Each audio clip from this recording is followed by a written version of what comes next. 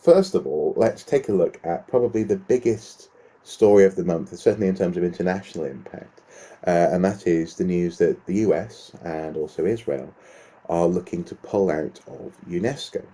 Now, ostensibly, this is because of UNESCO's recognition of the Palestinian people, and certainly in terms of, for example, their monuments and their land and their rights to land and this kind of thing. And this has rubbed some people in America, but also in Israel, up the wrong way. Now, isn't this a terrible thing? Doesn't this it spell disaster for the UNESCO organization? I mean, surely nothing like this has ever happened before. Except, of course, it has. um, in a sense, it's same old as far as the American administration is concerned. President Reagan withdrew from UNESCO in the 1980s, and in fact, it was only at the beginning of the current millennium that the United States rejoined as a full active member. And as recently as 2011, the Obama administration withheld some budget payments in a protest over the Palestinian state being admitted as a full member. So this is actually part of a pattern. I think there are two things involved. One is the general United States support for the state of Israel and opposition to anything which it sees undermining the rights and protection of the state of Israel, which obviously does undertake certain very controversial policies, particularly in the with regard to Gaza and the West Bank, what were occupied territories after the '67 Six-Day War, and the Golan Heights.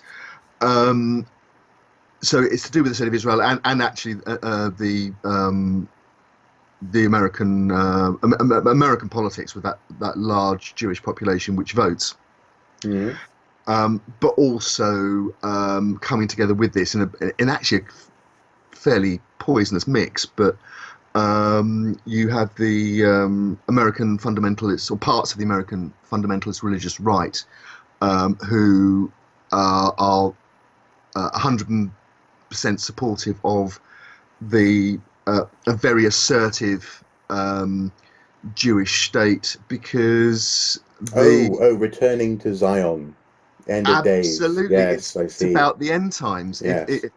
For the end times to happen as foretold in the Bible, according to that branch of theology, then the state of Israel has to exist and has to be in control of that area of the Middle East. So you have a mixture of realpolitik and what most people regard as a fairly bizarre theology, but it's coming together, and every so often it comes together in these expressions of policy. Okay, well, and this is interesting because on the face of it, I mean, U.S. politics and theology to one side.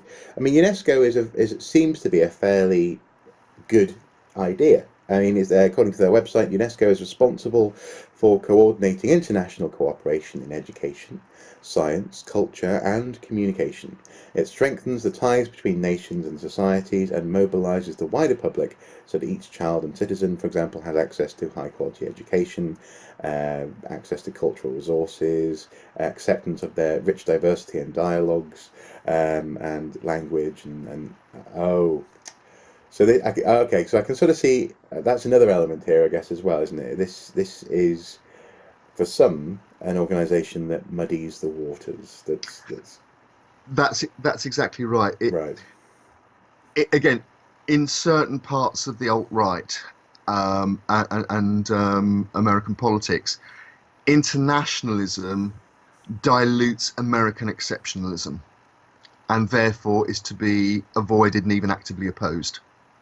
And at the extremes, we get the whole New World Order, black helicopters train of thought. But actually, there's something else that appears to be in play with this, which is that the Trump administration wants to cut its budgets, and UNESCO is an easy hit. Yeah, yeah, and I suppose in that sense, just like with things like the was it the arts budget and all this kind of thing. Some of these are easy wins if you are trying to save money and you are Yeah, a Republican administration in particular. Which is okay, yeah. fair enough. But okay. Well, putting that to one side, I know um, it's complicated. It's complicated. putting that to one side, how do you think this sort of move at this moment affects the efficacy of UNESCO? I mean, yeah, okay, sure. We've gone for, in fact, actually, technically, most of my lifetime without America being a member of UNESCO. Oh yeah, And absolutely. they pulled out the year I was born, and so on and so forth.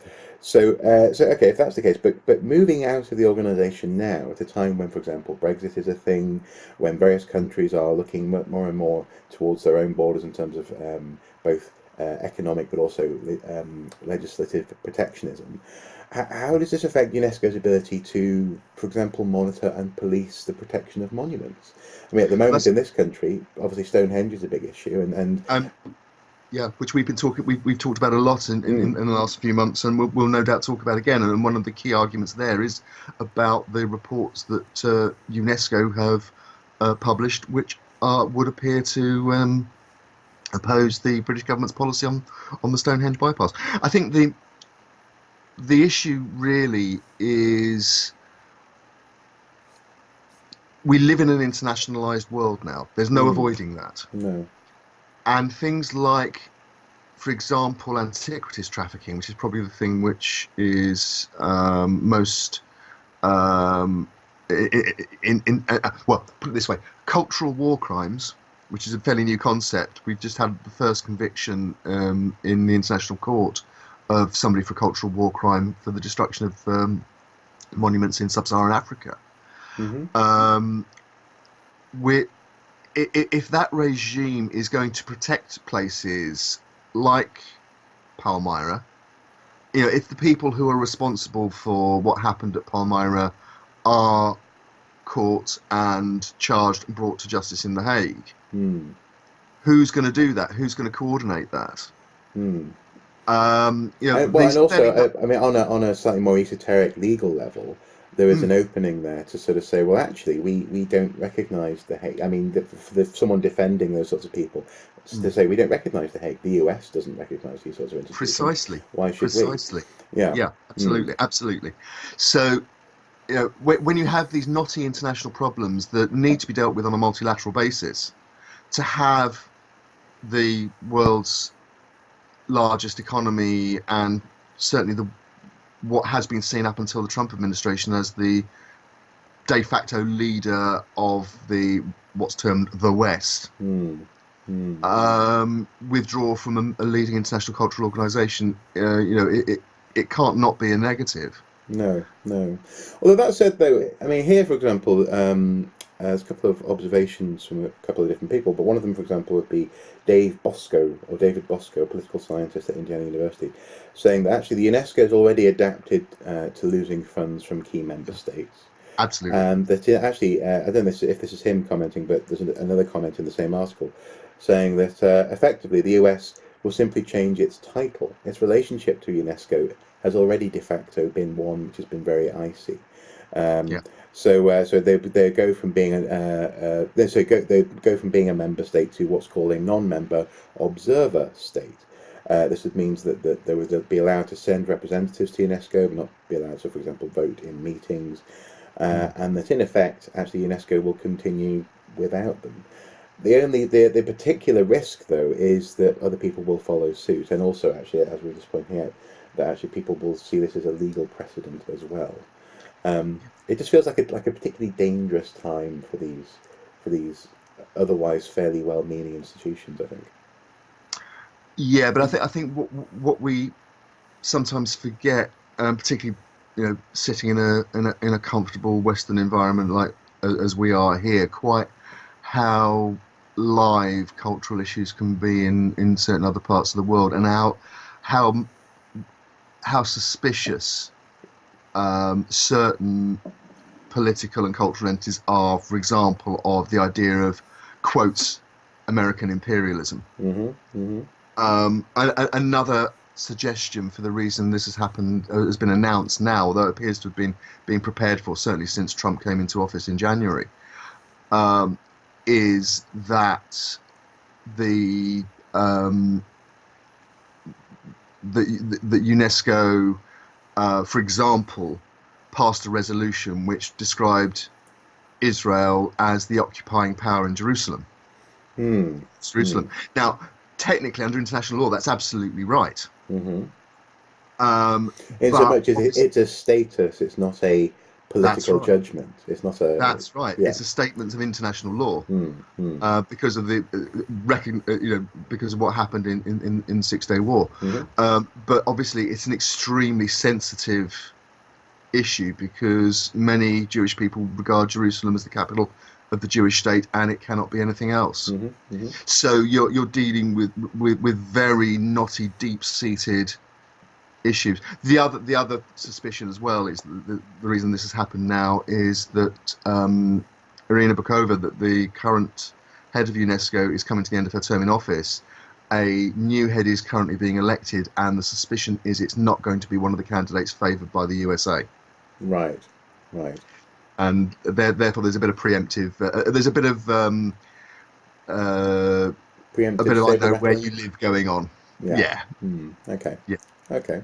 Again, like, as we said at the beginning, this is really really complicated, knotty stuff, and it's very Yeah. easy for people to take offence on many sides of this argument. So, Well, you know, and I mean, and this is actually something which I should just mention is the fact that this genuinely ties me up in knots in so much as on the one hand, in this little section, we are able to potentially insult the far right. On the other yes, hand, I'm happy to do that we're all the time. able to insult the Israeli state. Um, two groups of people who by definition often don't see head to head is see eye to eye is the wrong way of putting it, but they wouldn't normally get along, and yet somehow UNESCO is able to be this really delicate situation where actually you need to be careful how you approach it. So Mm. in that sense, I mean, yes, okay, we had a little bit of fun, a little bit of tongue in cheek within this video, but also at the same time, uh, it does leave me genuinely a bit confused in so much as. Uh, I don't quite understand how UNESCO managed to be so controversial to so many people. Maybe they're just like a very convenient scapegoat, perhaps.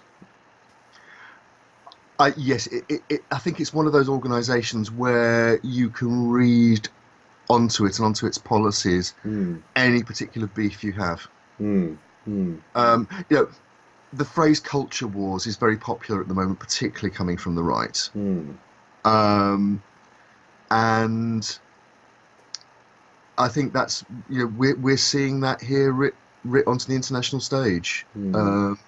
That one person's occupied territory is another person's inviolable heritage, Hmm. Hmm. and when you have that kind of very deeply held conviction, it's you're going to end up with situations like this when you try and deal with it on a multilateral basis, which inevitably is about compromise and about discussion and about everybody. You can't put it this way: you can't adopt everybody's political position on this. So the moment you start to trim and compromise, that you're going to offend somebody. Yeah, and I suppose also you certainly can't adopt everyone's religious position on something as well. No, Yeah. absolutely not. Yeah. Absolutely not. Okay. Although, again, I'll go back to I've talked about the far right theology and so on. Actually, I think more deep down, this is actually about realpolitik. Hmm. Hmm. It's about the politics at the UN. Yeah. Okay. Okay. Well, I'm surprised we didn't sort that out in one conversation.